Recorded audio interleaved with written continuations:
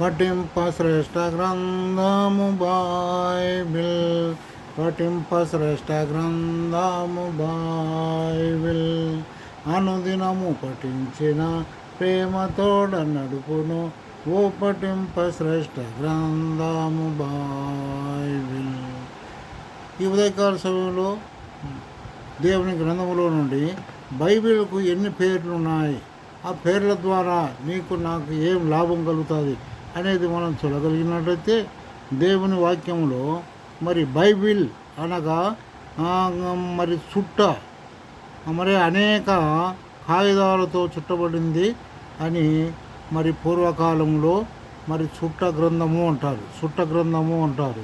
అందుకొరకై లూకా సువార్త 4:18 మరి ఈ విధంగా రాయబడింది. బైబిల్ గురించి ఈ విధంగా రాయబడినట్టుగా మనం చూడగలం. రెండవదిగా పరిశుద్ధ గ్రంథం. కాబట్టి ఇది పరిశుద్ధాత్మ చేత నింపబడి భక్తులు రాసినారు. 40 మంది పరిశుద్ధాత్మ చేత నింపబడి రాసినట్టుగా మనం చూడగలం. అందుకాబట్టి పరిశుద్ధ గ్రంథం అని దీనికి పేరు వచ్చినట్టుగా మనం చూడగలం. దేవుని వాక్యము ఆయన నోటి నుండి వచ్చిన వాక్యం ద్వారానే ఈ బైబిల్లో రాయబడ్డది. కాబట్టి ఇది మరి దేవుని వాక్యము అని దీనికి బైబిల్కు పేరు రాయబడింది. నాలుగవదిగా చూసినట్టయితే ఈ బైబిల్కు దేవుని ప్రేమలేఖ, తన ప్రజలకు ఇచ్చిన ప్రేమలేఖ, దేవుడు తన ప్రజలను ప్రేమించి ఇచ్చిన ప్రేమలేఖ అని అంటారు. కాబట్టి నాలుగవదిగా దేవుని యొక్క ప్రేమలేఖ. ఐదవదిగా మనం చూసినట్టయితే జీవగ్రంథం. కాబట్టి ఇది జీవాన్నిచ్చే గ్రంథం.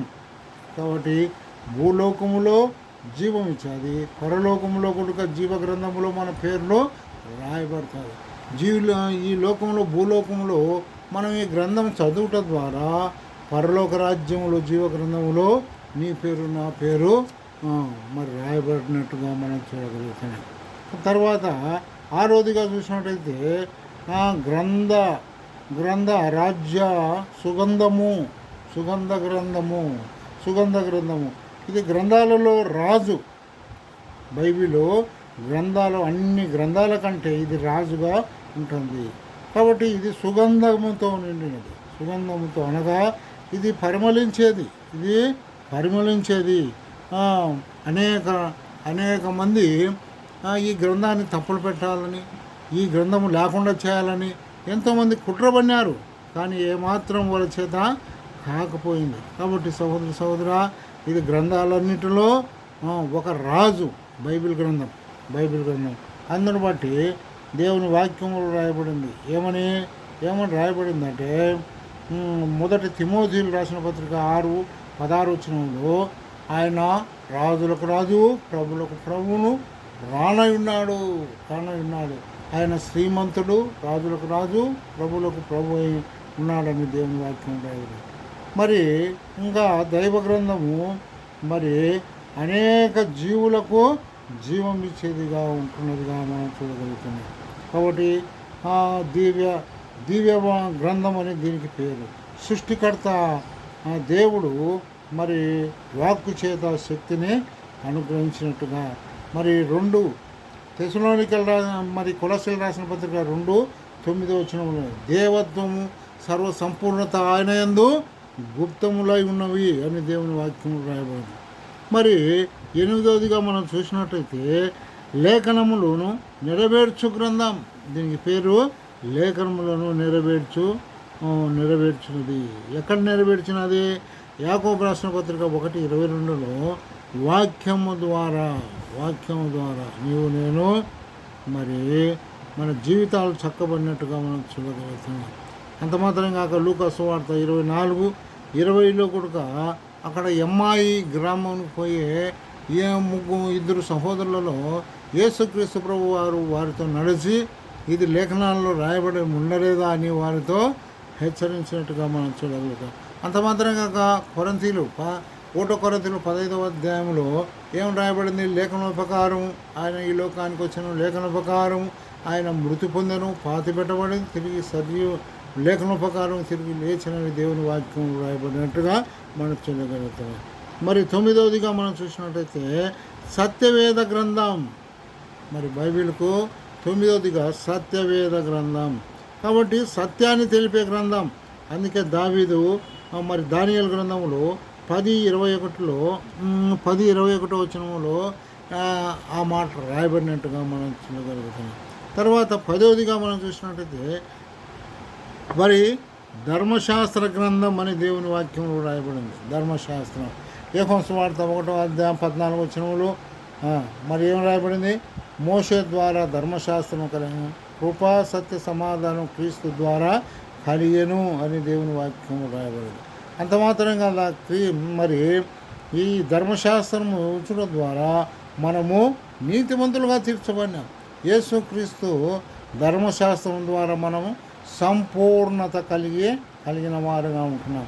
అందుకే కీర్తన గ్రంథం 1:1-2 వచనాల్లో రాయబడింది, దుష్టుల ఆలోచన చొప్పు నడవక, పాపుల మార్గం నిలవక, మరి అపహాసకులు కూర్చున్న చోట కూర్చున్నక, యెహోవా ధర్మశాస్త్రమును దివారాత్రులు ధ్యానించువాడు ధన్యుడు అని దేవుని వాక్యం రాయబడింది. కాబట్టి సహోదర ఇంకా ఎవరికైతే తెలియకపోయిందో, మొట్టమొదటిది బైబిల్ గ్రంథము.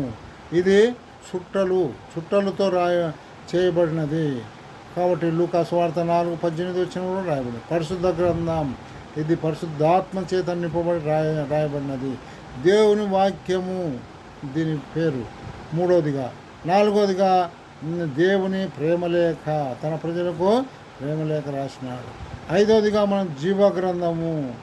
6వదిగా ఆ గ్రంథ రాజ్యములో